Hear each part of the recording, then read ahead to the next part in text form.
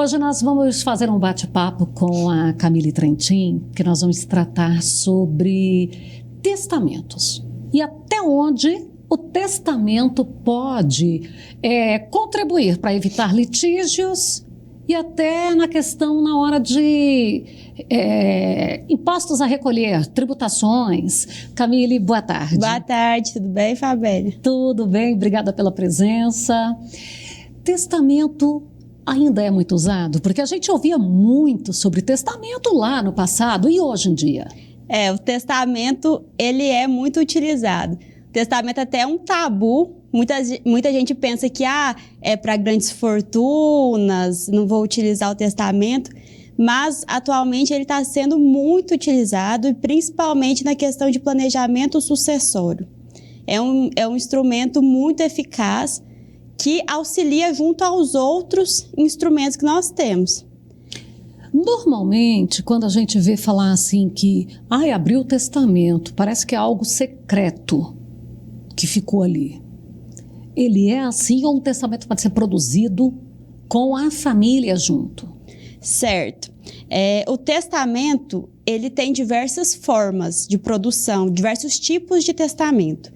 Esse testamento que se abriu é um tipo não muito utilizado, mas ainda existente. Geralmente, a gente costuma trabalhar com o testamento público e o particular. E aí, como que funciona?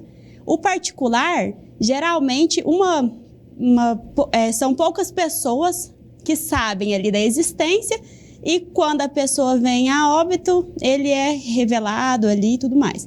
Quanto ao público, que é o que vem sendo feito mais vezes, devido à sua alta autenticidade, veracidade por ser feito em cartório, ele fica ali à disposição, né? Mas geralmente não é feito com a família. A família pode até saber, mas aí a produção do testamento vem com 2 testemunhas e o próprio testador. Então, quer dizer, ele é chamado de público porque é um registro em cartório. Isso. E o outro privado? Ele mesmo pode escrever próprio punho e assinar, até reconhecer firma e deixar ali guardadinho. E qual que é a possibilidade de contestação do testamento? Certo, o testamento, a importância dele ser bem pensado e redigido é aí que entra, porque ele tem formalidades a serem seguidas. Então, por exemplo, vamos pegar o público.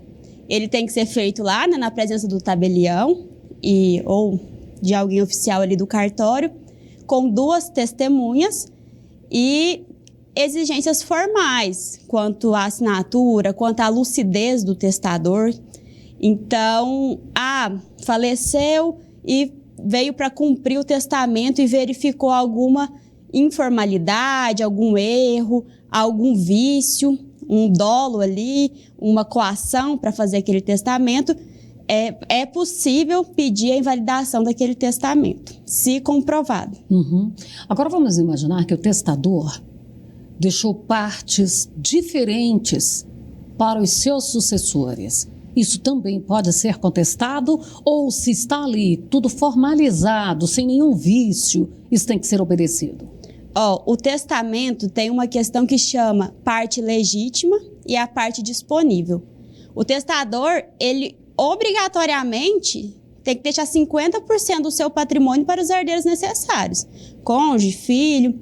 Então, a outra parte, que é a disponível, ele pode dispor para quem ele quiser.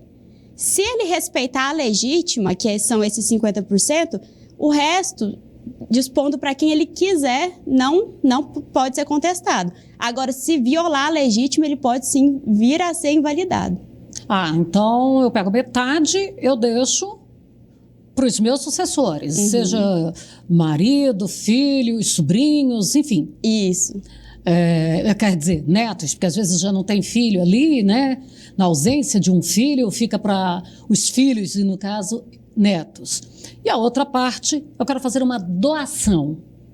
Posso fazer? A senhora pode dispor uma porcentagem, por exemplo, para um amigo que me ajudou demais uma época, eu quero deixar 10% do meu patrimônio para ele. Desde que não fira, desde aquela porcentagem não irá ferir a porcentagem dos herdeiros necessários, é possível deixar para quem ele quiser.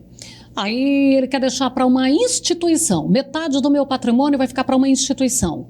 Tem validade? Sim, com certeza. Inclusive, a gente vive isso na prática. Já há testamentos que deixam porcentagens aí para as instituições. Agora, essa questão do testamento não vai isentar das taxas de TCMD, de doação, dessas coisas, nada? Não. Como que funciona na prática? Muita gente acha que com o testamento não haverá mais o inventário. E não é assim que acontece. O testador deixa o testamento e vem a óbito. A família vai abrir o inventário e, simultaneamente, ele pode cumprir aquele testamento. Uhum. O testamento ele vai auxiliar na questão de organização do patrimônio, da última vontade ali daquele testador, vai organizar o patrimônio para evitar conflitos, diminuir os conflitos, e ele dispondo, por exemplo, ele pode dispor quem que vai organizar meu inventário, quem que vai ser o inventariante. Ele pode dispor além do patrimônio em si. Então, o testamento ele não vai diminuir os encargos de imposto, mas ele vai diminuir o litígio, vai diminuir o tempo ali do inventário, ele vai deixar tudo mais simples para que aquela atividade rural prossiga conforme a vontade do testador. Tá, agora vamos imaginar aqui. O testador fez um testamento hoje, daqui 10 anos a realidade é outra, ele quer atualizar, ele precisa atualizar aquele testamento. Como que funciona? O testamento ele não é imutável. Então, ele tem essa permissão de alterar o testamento. Então, você pode fazer um novo e anular aquele anterior, trazendo novas disposições, da forma como a vida é daquele momento, né? Porque vai tendo as alterações, os filhos casam, compra de imóveis. Então, assim, é possível modificar a qualquer tempo. Pode aumentar patrimônio, reduzir patrimônio, então ele Exatamente. pode fazer essas alterações. Pode e deve. Deve, é bom, muito bom. E as orientações para ele fazer? Ele tem que buscar um corpo jurídico especializado. Sim, a gente sempre recomenda que procure o auxílio jurídico. Por quê? Eu faço lá no cartório, tá tudo bem. Mas a gente tem que verificar todas essas formalidades se eu quiser que o meu testamento tenha eficácia após o meu óbito. Então, a gente verifica qual que é o patrimônio, qual que é a porcentagem, qual que é o herdeiro, como que é a situação, se tem filhos fora do casamento, se tem outro relacionamento, quem que vai participar, como que vai ser, para organizar, para deixar o testador tranquilo de que a sua vontade vai ser cumprida mesmo quando ele já não estiver mais aqui. Para esta situação de testamento, tem os imóveis que, vamos falar assim, é uma parte de patrimônio que ela é mais segura, e tem veículos, por exemplo. Os veículos entrariam ou não? Ele pode dispor o que ele quiser no testamento. Atualmente, o que a gente faz? A gente, ao invés de dispor o patrimônio, discriminar certinho o que ele tem, o que tem de carro, de imóvel, a gente traz porcentagens. Então, por exemplo, fulano vai ficar com 25% do meu patrimônio e ciclano 25% do meu patrimônio total. Ao invés de discriminar, a fazenda tal, 10% é para o fulano, o imóvel, a caminhonete tal é para o ciclano. Então, quando se trata desse percentual, você já fica resguardado do que tiver naquele momento. Engloba o patrimônio.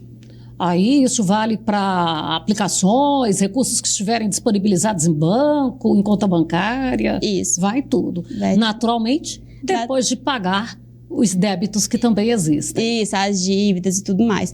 O testamento é mais para deixar escrito ali a organização. O que vai ser feito, o que vai ser disposto, e aí o restante é tratado no inventário. Muito bom. Eu quero te agradecer, tá? E eu achei bacana o tema, porque são assuntos que às vezes a gente vai ficando só no ouvir dizer e não tem mais aquela informação real sobre ele. Ele se atualiza, como tudo também ocorre na vida do produtor. Obrigada, Camille. Muito obrigada, Fabélia.